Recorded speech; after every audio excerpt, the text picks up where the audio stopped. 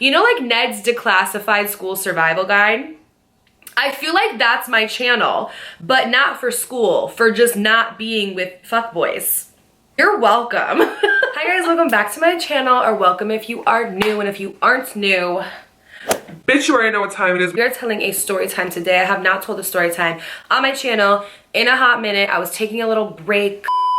Today is going to be a story time that I have been wanting to tell for the longest time, but I was waiting for some time to pass in order for it to be appropriate to tell this story. A lot of YouTubers I know like to tell stories within the same time frame of like things happening, and I am not one of those people. To come on here when I'm a bit past the story so I can tell it from a more like mature standpoint. So this story happened in 2020. It's been 2 years. I have learned, I've grown, I've changed, I've conquered. So it's funny because like at the time this was like a really bad heartbreak story for me, but now looking back, I'm just like, girl, what was wrong with you? Stop it. Get some help. There's a lot of detail that goes into the story, a lot of drama, okay? Just sit back, relax, get your wine, get your snacks. If you guys have not tried the Truly margaritas, bitch, I don't know what you're doing. Also, if you're not subscribed already, like I really don't know what's wrong with you, low-key, because our family on here is so lit. So please go ahead and click the subscribe button. I'm gonna give you like 0.25 seconds. Okay, you did it? Good. Welcome to the family. Sit back, relax. Let's get into the motherfucking story time. Since we last kicked, by the way, just got in town, and I won't let cumulus clouds all in the sky. So this story is going to take place back in 2020. So the pandemic had just hit. Oh no, this was before the pandemic hit, my bad. So this story is actually going to take place right after the story of my ex tried to play me. I will put a card here. It's also in my Storytime playlist. And to make it convenient, I will also put a link in the description for you guys to go check out. Not gonna talk much about that story. It has nothing to do with this one, but basically it was the end of 2019 going into 2020. Now when 2020 come up, I was so one of those bitches that was like, 2020 is gonna be the best year of my life. I'm gonna accomplish so many things. I have so many goals I wanna do. No. The universe was just like, bitch, take several seats. Basically, January of 2020 had happened, and at this point, I wanna say that I was still celibate.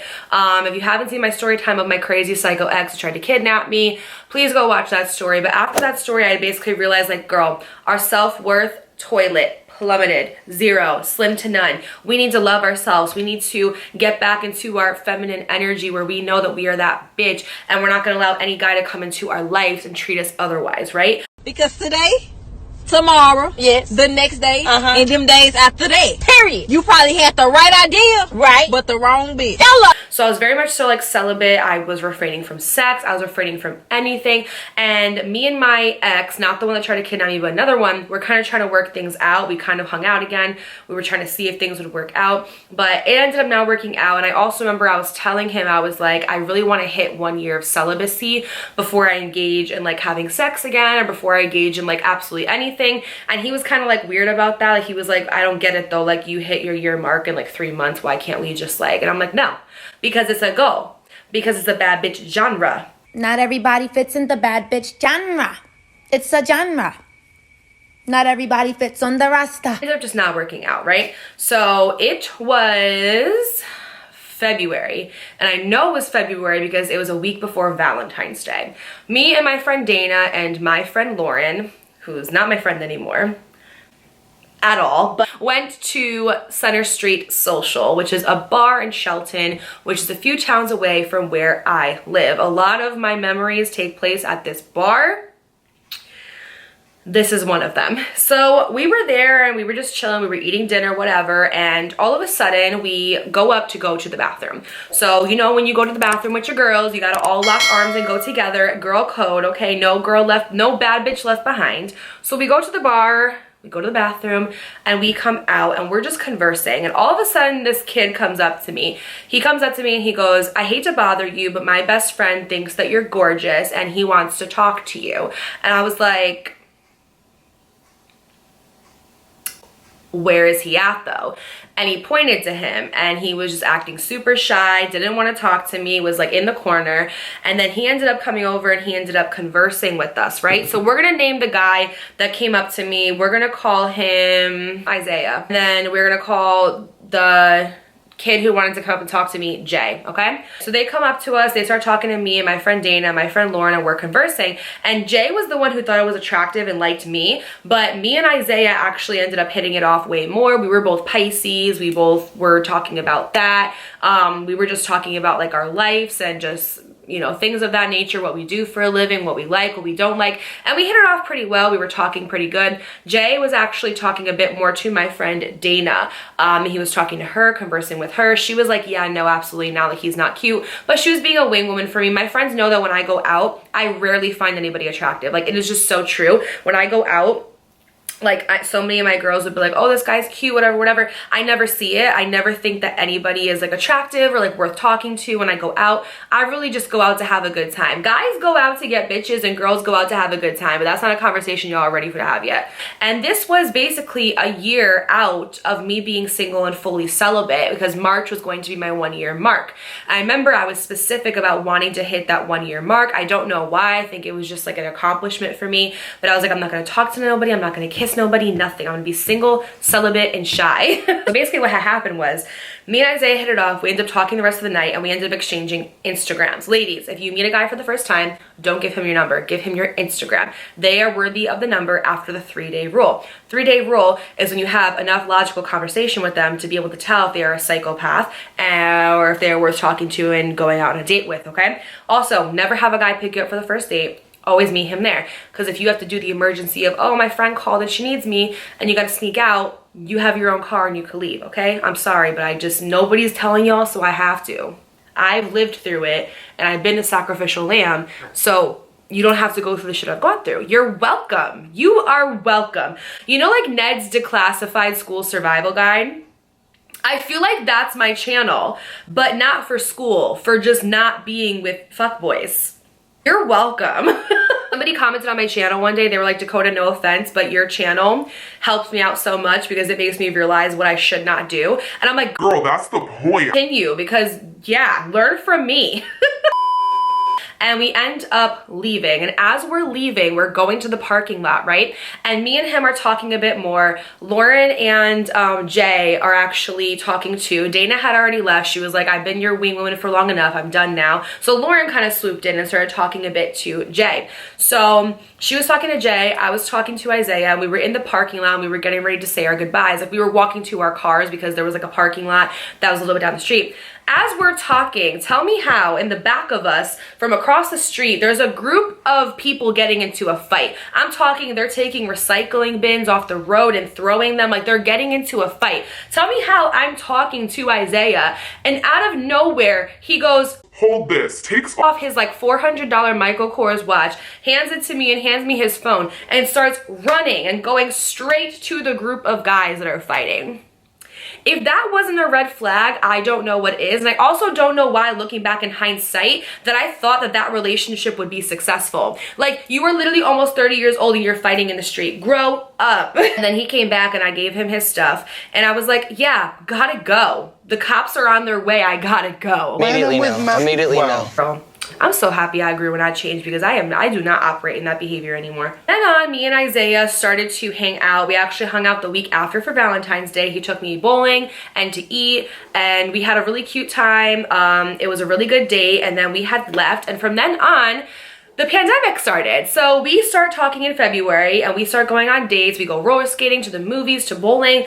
And then we had about 3 dates before the freaking pandemic hit. And when the pandemic hit, everybody went into a depression. My daughter's school got released. Everyone was like losing their jobs. I, of course, still had to work because I was working at the crusty, dusty, rusty chiropractor. Everything was a hot mess. I was trying to balance being a single mom while working, while educating my daughter. It was a very horrible time. Mental health. Like, I look back at pictures of myself from that time and I just look so depressed and so unhappy, and it makes me feel so sad. This time, because it was a really difficult time, Isaiah was kind of like the thing that I was looking forward to, right? Like it would be a really rough day, it'd be a really hard time, but I knew that I was going to see like Isaiah later, so it would be fine. So me and Isaiah start developing like this like talking stage where we're talking and we're getting to know each other, we're hanging out, and we start out like pretty slow, and I think that's what I liked about him, is he wasn't that guy that was like super into like, okay, let's be physical right away, or let's do this right away. We started out very slow and he was very respectful, and I liked that about him, but he just wasn't for me. And I think we have to normalize that sometimes you could be with a good guy, but it doesn't mean that he's good for you. We just had different morals, different values, different goals. I feel like I was trying to accomplish so much, and as much of a good person he is, he wasn't motivated at the time or really doing much of anything or wanting to do much of anything. And I feel like mentally we were just on like so many different levels. Like he talked about his ex a lot, to the point where I'm just like, you are not over it. Clearly. And it was just a lot for me, and I was just kind of like over it. So I just knew that we weren't really going to work out. Like I didn't picture myself with this person forever, but I did like him and want to give him the benefit of doubt, give him a chance, and just see where things gone. Of course, we had a disadvantage because we were starting to date in the middle of a pandemic too, so that comes with its trials and its adversities and things like that. But shit just like wasn't working out, and I felt very unfulfilled. My birthday comes around, and so I'm sorry, backtrack a little bit. My birthday comes around and I'm getting ready, I'm going out with my friends. We went to a paint and sip, and then after we went to Puerto Vallarta, who makes like the best margaritas in Connecticut. So we go to Puerto Vallarta and we're drinking, and I remember I texted Isaiah and I was like, hey, I don't know if you're doing anything tonight, but you should come out for my birthday, we're going here. And he's like, oh yeah, definitely, like just let me know. And so I ended up telling him where we were at, and he stopped answering me for the whole entire night, but he was Snapchatting that he was out at Center Street, which was about 15 minutes from where I was. And so I'm like, okay, you could be at Center, but you don't want to come hang out with me at Puerto Vallarta. Like, it's my birthday. What are you doing? It's my day. I got a little bit upset. I go into the bathroom and I get this DM from this guy, and he is the protagonist of this story, and we are going to call him, we have to give him a good name. We're gonna call him Stefan. So Stefan was this guy who I didn't know in real life, never really had much of a conversation with him, but every once in a while on Instagram we would conversate, right? You know those people who it's like you kind of talk to on social media, but you don't know in real life, but you kind of develop like a weird like social media online persona friendship, right? He was one of those guys. So I posted a picture of me looking cute or whatever for my birthday, and he had wrote back and was like, hey, I just want to let you know, like, have a great time tonight, you look beautiful, etc. In that moment, I'm in the bathroom stall, and I have two choices. I can either sit with this sadness of Isaiah not showing up to my birthday, or I could talk to somebody about it. I had already talked to my friends about it, and they were like, girl, it's your birthday, don't even trip about it, whatever. But I was a couple margaritas in and a bitch wanted to talk about her feelings. So I started talking to Stefan, and I'm like, hey, can I ask you advice from a guy's point of view? And he goes, sure. This is before I had guy friends, okay? If you don't have guy friends that you are not fucking, you are missing out on some valuable information, okay? I ended up asking him about my situation, about how Isaiah didn't show up, etc. And I was like, I'm giving him some slack because we just started talking a couple weeks ago. Like, it really is not a big thing, but it really would have meant a lot if he showed up to my birthday. Now in hindsight, me and Isaiah ended up dating for about like 5 months or whatever, and then I broke things off because I knew that it wasn't the relationship that I wanted to be in long term. I didn't want to waste my time. Looking back, he told me that he fell in love with me after like our first or second date. So at this time, he was technically in love with me, but you can't show up for my birthday. Make it make sense. I was venting to Stefan, and he basically told me like, Yeah, no, like if that was me, I definitely would have showed up. Even if we just started talking, it doesn't take much effort. And he was basically just like, I'm really sorry that you have to deal with that. You're so beautiful. You shouldn't have to go through that. You know, you deserve a better man, etc. Right? Like buttering me up like a Popeye's biscuit because it's so dry, right? We ended up kind of just conversating a bit on Instagram for the rest of the night. That was it. Funny, not funny, but fun fact, I guess you should say, is that Isaiah ended up actually, him and Jay were, I guess, driving behind each other, leaving the bar that night, wherever they were at. And I guess Jay ended up crashing into the back of Isaiah's car, and Isaiah's car just looked absolutely insane. So yeah, should have came to my birthday and that wouldn't have happened to you, but none of my business. Me and Isaiah are still talking. I didn't let go of that completely, but I kind of was just like, I'm gonna take this a little bit less serious now because he kind of showed me his true colors. But me and Stefan are also talking. I don't mean talking as in like we're dating, but like we're just texting, we're getting to know each other, things like that. We end up developing a really close friendship over time. When I tell you that me and this man would talk from sun up to sun down, I'm not even joking. I would talk to him about things that I was going through, like my daughter not being in school, me being stressed about that, me being upset that she didn't get a kindergarten graduation, and he would just like help me and comfort me. And it was weird because I never had that within a male figure before, where I could talk about my feelings and I can express what I'm going through, and they actually give me like constructive advice back. I'm used to being the person that gives people advice but very rarely receives it back, or if I do receive it, it's just not thoughtful. It's just like, oh, sorry, that sucks, you gotta deal with it. I found comfort in knowing that I had somebody that listened to me and heard me out. And I felt like when I would talk to Isaiah about my anxiety and about my depression and about my feelings, that he just really couldn't relate to me whatsoever, and that he just didn't know how to comfort me and didn't know how to make me feel better. It's nobody's job to make me feel better, but it was just very dry. It was very bland. There was no substance. I just felt like, okay, well, you know what? Now I have this friend and I could talk to him and I can confide in him. Over time, me and Isaiah weren't really getting anywhere. In his mind, we were. In his mind, we were making mountains of progress. In my mind, I was like, this is where we were at from day one, now we're here. I ended up breaking things off with him. We had talked from February to March, March to April, and then April to May, and we still were not in a relationship. And I just feel like when a guy knows what he wants and it's you, he's going to go after that and lock it in to make sure nobody else has the opportunity to come and like swoop you up. And I felt like Isaiah was failing in that department, and I'm never one to be like, where do we stand? Because if you have to ask where you stand, that's where you stand, is nowhere. We still stayed friends and we still talked. He was very hurt by it, wanted to be with me, but I told him that I just needed to like take a break. I was like, I need some time. So during that time, me and Stefan got really freaking close, and I was telling him things and he was telling me things that I just know for 100% fact we had never confided in anybody else about. It's like there's some people in your lifetime that you meet and you just know that you've met them from lifetimes before. Like, I've met you before, you're such a familiar to soul, and I feel like I've known you fucking forever. And I think that's only happened to me maybe twice in my life, and this was one of those people. So I confided in him, he confided in me. We would stay up till like 2 in the morning just like texting.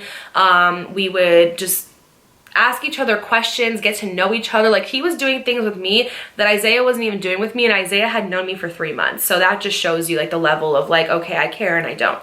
So we end up going from talking every single day, every minute of every day, to nothing.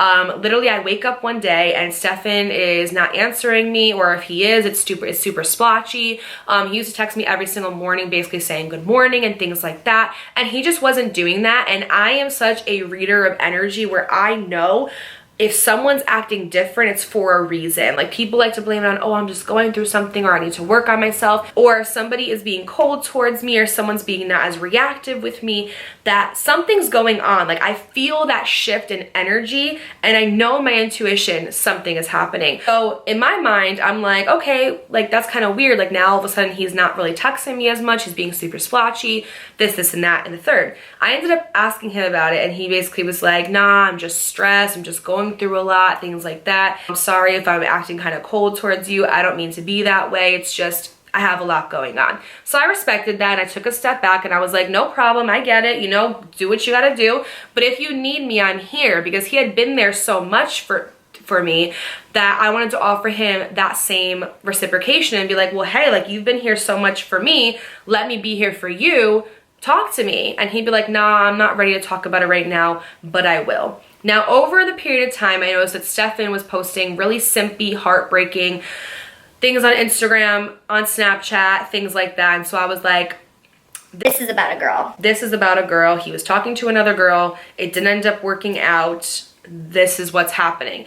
And I knew that in my mind. I knew there was another girl. I knew it was something else, but it's also not my business. We've never even met in person. But I will say that when we were texting and when we were talking all the time, a lot of flirtatious messages were being thrown back and forth, to the point where you could tell that we started to develop a little bit of something between each other. So in my mind, I'm like, if there's another girl, where and when, because you've been texting me, being flirtatious with me, showing interest in me, talking about how you want to meet and you want to hang out. So where did this other girl come from, and where was there room for this little like gray area, right? Everyone take a drink break. It gets worse. He basically ends up confiding in me one day, and he ends up saying that there's this girl in his life that years ago he really liked and fell for, like head over heels fell for. But she was just coming out of like a 5-year relationship, and what ended up happening was she ghosted him, and she ended up getting back with her ex, right? And it hurt him really bad, and it was really hard for him to go through. Fast forward all these years to 2020, they ended up getting back in contact. She ended up saying sorry and that she wanted to develop a friendship again. They started to hang out. And during the course of them hanging out, he fell back in love with her. Now, during this period where he was falling in love with her, me and him had just started becoming friends, right? It was a very like really tricky period for him to be going through. So he ended up falling in love with her, and then I guess she ended up completely doing the same thing again, ghosting him, telling him like, hey, sorry, but I feel like I'm not ready for a relationship right now. I feel like I can't really hang out with you. So the dynamic is super weird, because now I'm at a point where it's like I visibly have feelings for this man, right? And I like him, and I know people are gonna be like, well, how do you know if you like him if you've never met him? How do people in long distance relationships end up developing feelings to the point where they want to fly out to go see each other? Same thing. Well, damn, now I have myself in a pickle, because he basically is in love with another girl. I know how guys are when they fixate on a woman, because I've been that woman before for other men too, where it's like they try to move on and they try to talk to somebody else and they try to get that spark kind of back, but they just can't find it within somebody else because they're still fixated on that one girl. So because I've known that, because I've been that for somebody else, I knew that that was a situation that I was basically foreseeing for the future. So for the next like month or so, we would talk all the time, and you know, he would vent to me about, you know, this girl, and I would give him advice and things like that. If I had something going on, he would give me advice. But it was like literally that Taylor Swift song that is like You Belong With Me, where it's like waiting for the day that you wake up and find that what you've been looking for has been here the whole time. Like that's literally how I felt, because I'm like, I just knew that if we were together that we would work really well. Our values were the same, our morals were the same.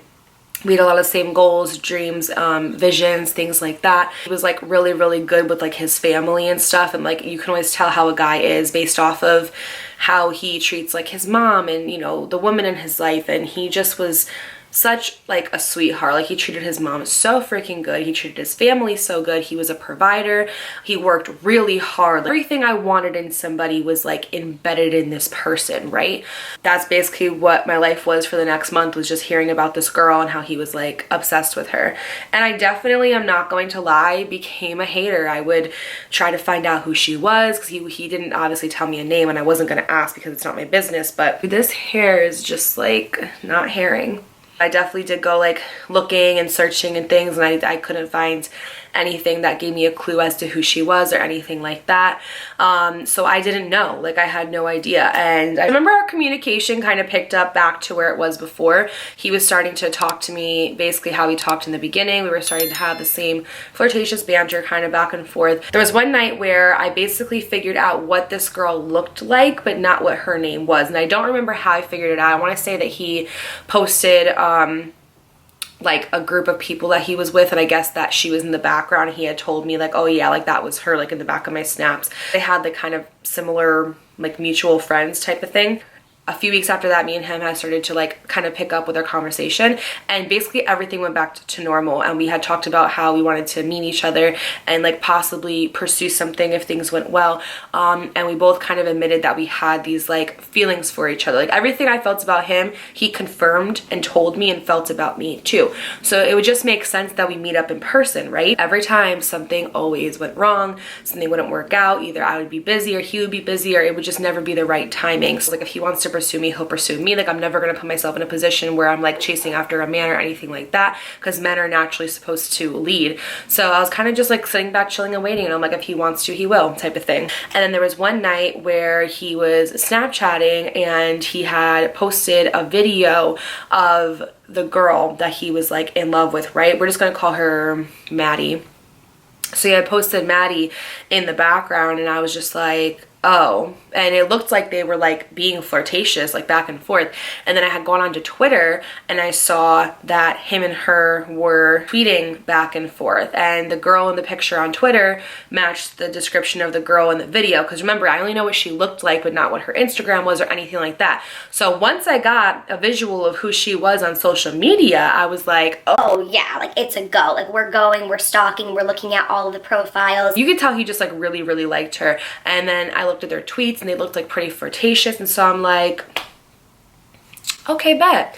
That's what we're doing. That's what we're doing. Even though you told me that you're done with her, you said that you don't want to pursue her. And there was actually one day where he said to me, he was like, yeah, I realized the other day, like, I'm basically wanting somebody who doesn't want me back. And then I see you who's like actually texting me and talking to me and showing me effort. And I realized like how stupid that I was basically chasing the wrong person. Like he had basically confirmed that for me and said that. So when he said that, I was like, okay, great. Like maybe we can see where things go or take things a bit more serious now, or actually like finally meet in person. So once he did that, I was like, oh, bet, say less. Like, you don't have to tell me anymore. Like, again, if he wanted to, he would. And Isaiah had still been like, we would like talk from time to time, right? Like we were still cool. He was like asking me to hang out and things like that. And I kept saying no because I wanted to see if I could pursue things with Stefan and where they would go. So once I saw that, I was like, oh, bet, like I'm going to take up Isaiah on his offer and I'm going to go chill with him, because he's actually showing me effort. He's actually like pressing to hang out with me, pressing to see me,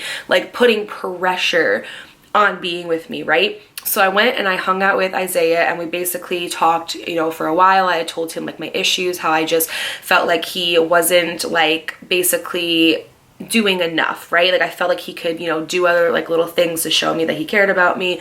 I felt like he could be doing more just like in life in general and stuff like that, and we can motivate each other. Basically decided right then and there that we were going to start working on things again. So that weekend he had visited me at my mom's house and we were watching like a movie or something, and he was next to me and kind of like had like his hand on my leg, and I remember I took a Snapchat like boomerang of his hand on my leg, but I didn't take it of him, I just took it of like his hand. And tell me why I posted it on Instagram and the first person to view my story was Stefan. Like, I know you're lying. I know you're lying. There's no way. There's no way. Keep in mind, I hadn't told Stefan like, oh, you know, I'm gonna go get back together with Isaiah. I kind of just like stopped talking to him because he clearly was with Maddie. It looked like he was trying to pursue her again. So I just went ahead and chose the person that was actually pursuing me. He had texted me, I think, a couple days before that, and it was like one of those weeks where like he would text me at like literally like 6 in the morning saying good morning, but then he wouldn't answer until like 8 o'clock the next day.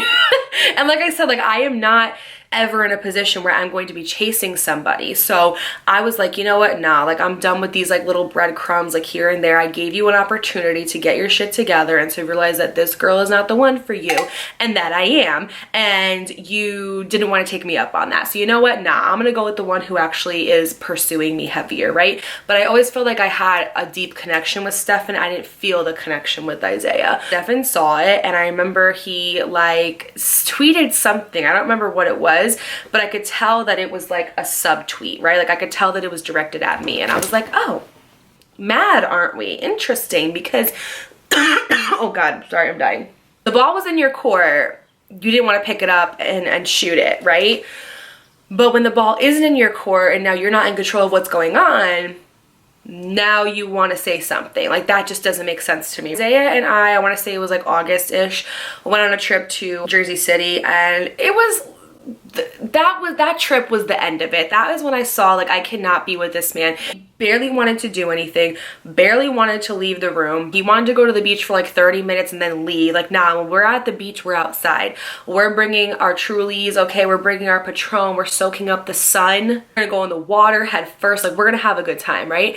And I just felt like he wasn't as adventurous as me, and he just wanted to chill in the room the whole time and drink. And I was like, why did we come to a different city to just sit in the room and twiddle our thumbs when I could do that at home? So I tried to break up with him and it just didn't work. He was very upset. He was crying. He was just like, the thing with me is that I used to feel bad breaking up with people because I know what it's like to be broken up with and be crushed, and I would never want to inflict those emotions or that pain onto somebody else. So I knew that by doing that, that's what I would be doing to Isaiah, and I couldn't live with myself knowing that I did that to somebody else. I would sacrifice my needs and my wants and stay with them out of fear of not wanting to hurt their feelings, or because I didn't want them to feel hurt, or because I didn't want them to feel sad. And that's not okay. Like, that's one thing that I say I have never done since then. If you're not feeling somebody or you're not interested in them,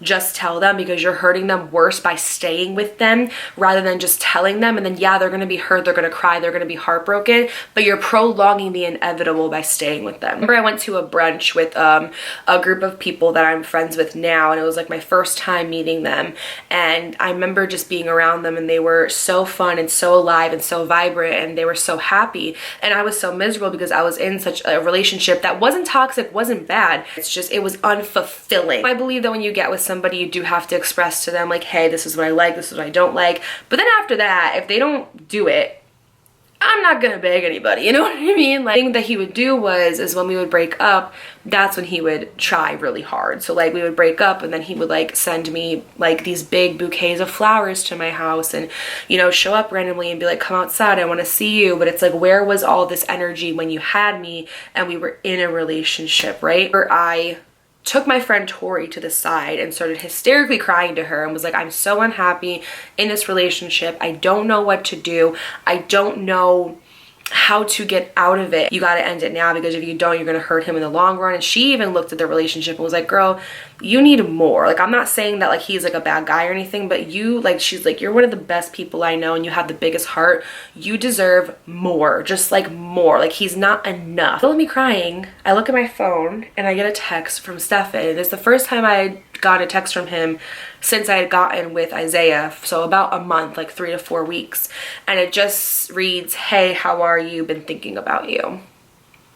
And I'm like, okay, I'm gonna text him back and just vent to him and see if maybe he has any advice for me. So I had basically told him, you know, what was going on and that I was unhappy, but I didn't know what to do. And he gave me really amazing and great advice, and it made me miss that friendship that we had where I could come to him with anything and he would give me really comforting words. If I'm sitting here in a relationship and I'm thinking about another guy, I have no business being in a relationship. And that's something I really want to convey in this video too, is like, if you're in a relationship and you're missing somebody, I get so many emails where it's like, I'm with my current boyfriend, but I think about my ex all the time. Girl, get out of the freaking relationship. If you were even thinking about somebody else, you should not be in a relationship, because when you love somebody, like when you are with somebody and you truly wholeheartedly are in love with them, you don't even think about anybody else. You'll go down the street and you'll see a guy walking by, you won't even look twice at him, because you're so in love and locked in with what you have going on currently. There's one night where me and Isaiah went bowling. We were like drinking a little bit, but I wasn't drunk. I don't like to get drunk. One thing about Isaiah is that he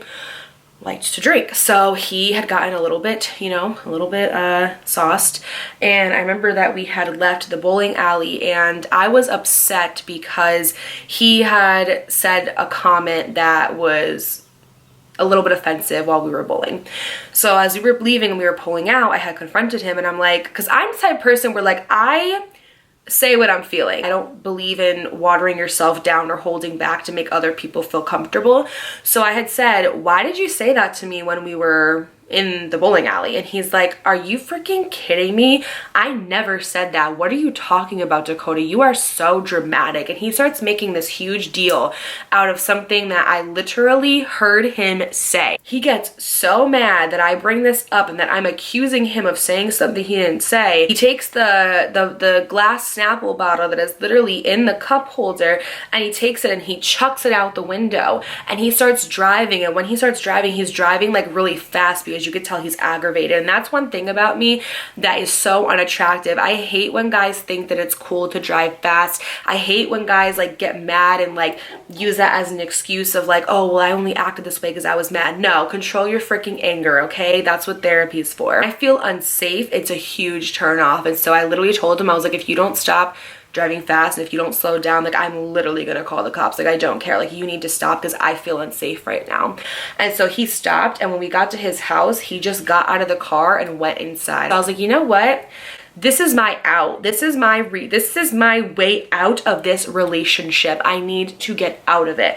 So I ended up leaving. I texted him and I was like, don't talk to me ever again. Like, I'm done. Like, that was not cool. You don't do that to a girl. You don't do that to a woman. And I ended up ending things right then and there. Now, as I'm driving home, again, I'm upset about what's going on with Isaiah. Stefan texts me. It's like every time something was going bad with Isaiah, Stefan texted me. I don't know if he had like a seventh sense. I don't know what it was, but every time. And so I always thought of it as like a sign where it's like, okay, Dakota, like maybe this is the person you should be with. Like, what are you doing wasting your time? He had asked me like, hey, are you okay? I just was thinking about you and I feel like something's wrong. So I told him what had happened and he was so mad. He was like, you don't do that to a girl. What is wrong with him? Like, you seriously need to just like get out of that relationship. Like, he doesn't treat you right. Again, I found myself being like, why can't things just work out with me and him? I don't understand. Now, hindsight looking back, he was with Maddie that night. So it's like, you're telling me to get out of this relationship X, Y, and Z, yet you're hanging out with someone who treats you like shit. Because the thing with Isaiah is that as Isaiah didn't treat me like shit. He didn't do enough in the relationship. And it was like bare minimum, but he didn't treat me like shit. So that was October and I ended up, again, trying to leave Isaiah. And it got really bad to the point where he had threatened to himself, and I don't play lightly with that because I never ever want to ever have to live with that guilt of like, I could have done something to prevent it. It was definitely emotional manipulation, I will say that, but I understand it because I understand when you're in a position where you love someone so much and you don't want to lose them that you'll just say and do anything in order to get them to like answer you or talk to you or things like that. And I think that it was honestly a position where like he was so desperate for me to stay with him that he said and did anything to get me to not leave. So because of that, I felt guilty, and again, I ended up staying with him knowing that I was miserable in this relationship. Stefan got mad at me for that because he was like, how do you stay with somebody who, you know, makes you feel unsafe, you know, threw that glass bottle out the window, was driving fast with you and reckless. And I understood where he was coming from, but he didn't understand where I was coming from in terms of like, but you're with somebody and you're hanging out with a girl who actually treats you like shit.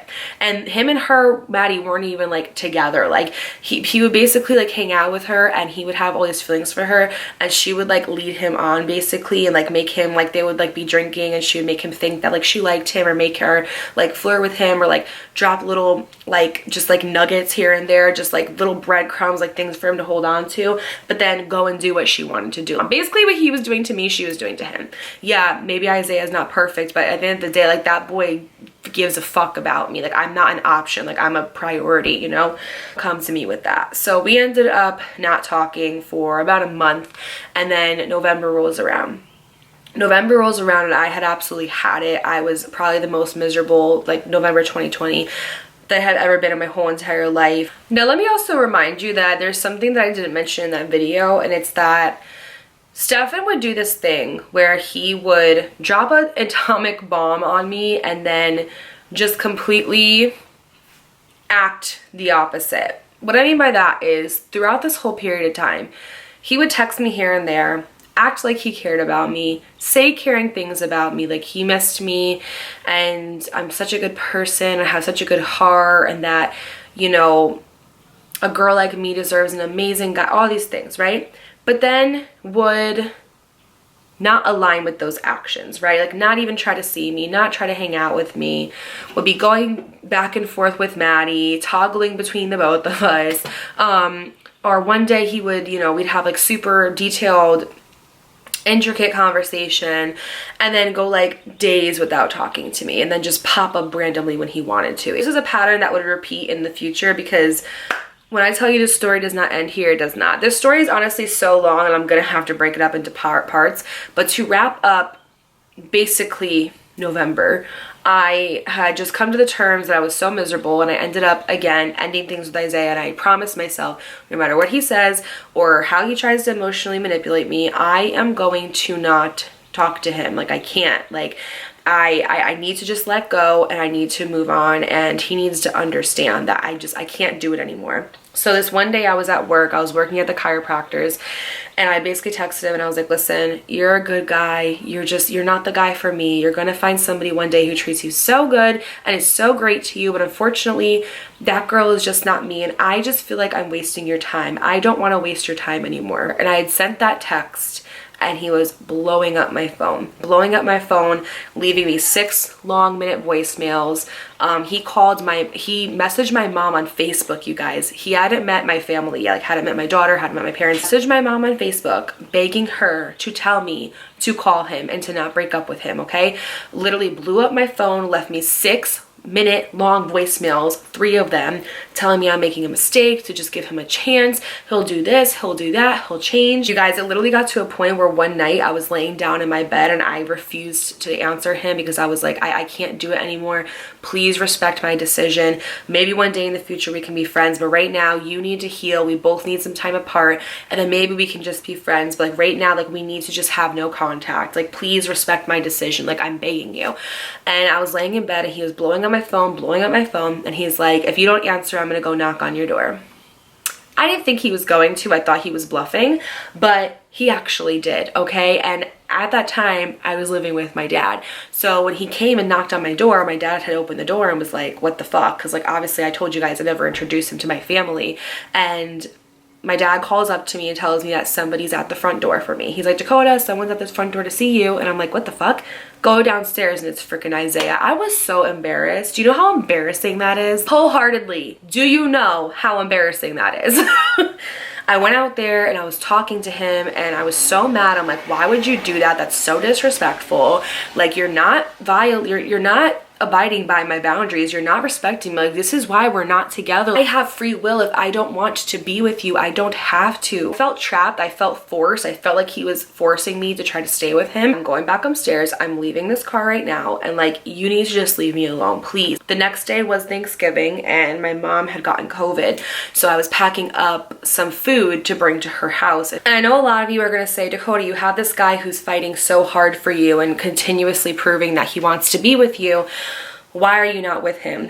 When you know intuitively that something is not meant for you and not meant for your soul and not meant for your path, and you go against that, the longer you prolong what needs to happen, the longer you prolong what is.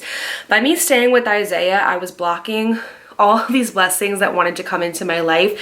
I was in an energetic threshold where I felt unfulfilled, unhappy. And when you are unhappy, you energetically cannot get what you want out of life. Like, it's just a thing. Like, you have to be in alignment with it. And with him, I was so not in alignment. We were two completely different people, morally, just in our life, like the things that we wanted, like it wasn't the same. And he, yes, was fighting hard for me, but I knew that we were not meant to be. I remember I went to my mom's house and I had given her the food and I was talking to her through the window and sitting down, and I looked down at my phone and Stefan had texted me. And he had texted me something along the lines of, I'd posted something on Twitter along the lines of like, damn, I really wish I had someone to talk to right now. And he wrote under it something along the lines of like, well, you did, but you did have someone to talk to, but you ended up like leaving or something like that. He wrote under it. And I wrote back like, actually, nah, that's you.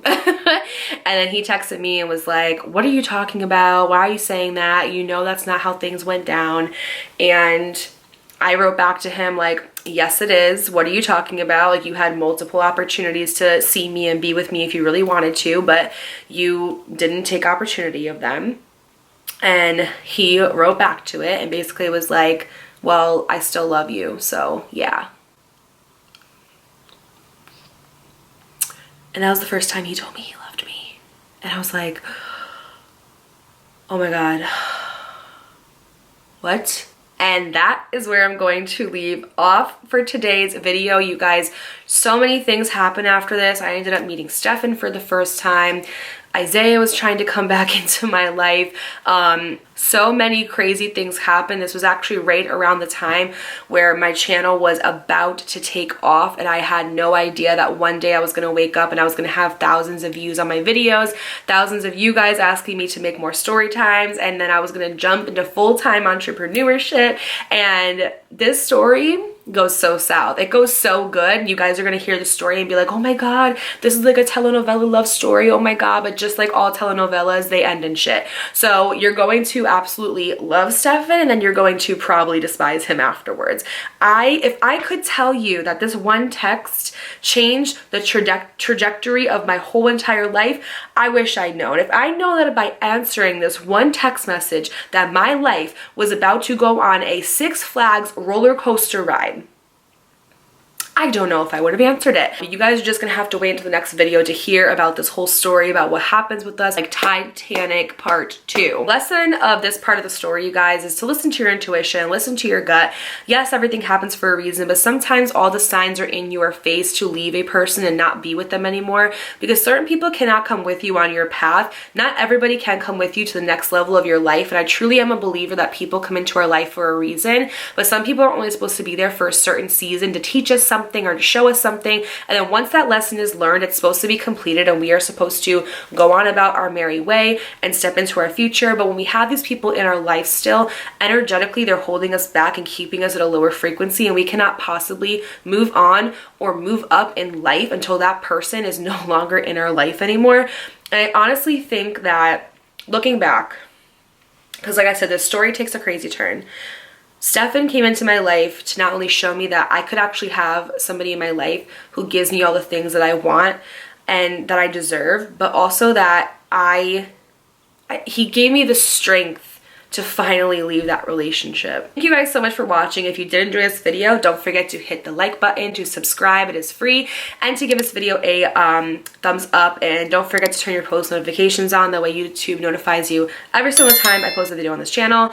Go ahead and take a listen to my personal development podcast. It's called Sis Let's Heal. It's available on all streaming platforms, and I would really appreciate it if you guys would check it out and let me know how you like it. Leave a comment down below if you've ever been in a relationship with someone where you wanted to leave, but like you just couldn't because you felt so horrible, and what ended up happening. How did you end up leaving them? Catch you in my next video. Bye. I guess that's what happens. Two fools be falling in love. Makes sense of pain and some passion. Nothing is ever enough.